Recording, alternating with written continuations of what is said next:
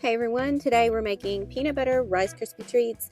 These are so easy and they are perfect for when you are having a peanut butter craving.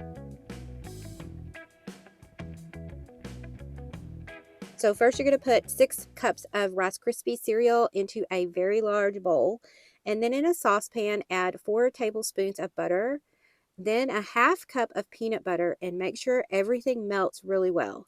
Then you're going to add in 10 ounces of mini marshmallows and heat that up and make sure everything is stirred well and it gets smooth. So don't boil it. You don't want to heat it too much, but just keep the heat at about medium, not high. And then once it's all melted, add in 1 teaspoon of vanilla extract and mix that up until it's all smooth. Then you're going to pour this into your Rice Krispie cereal and mix it as best you can. It is going to get hard and kind of firm, and you just want to mix it as best you can. You may have to use your hands, and you can also add in some chocolate chips, by the way, if you want. If you want a little bit of a chocolate with your peanut butter, then add it to a 13-inch or a 13 by 9-inch baking pan, and it's good to spray the pan because it helps you spread the Rice Krispie treats around evenly.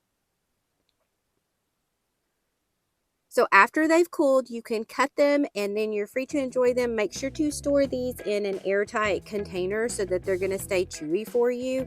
But I hope you love these. I know that kids love them. Trust me, I know this. Happy baking, and I'll see you next time.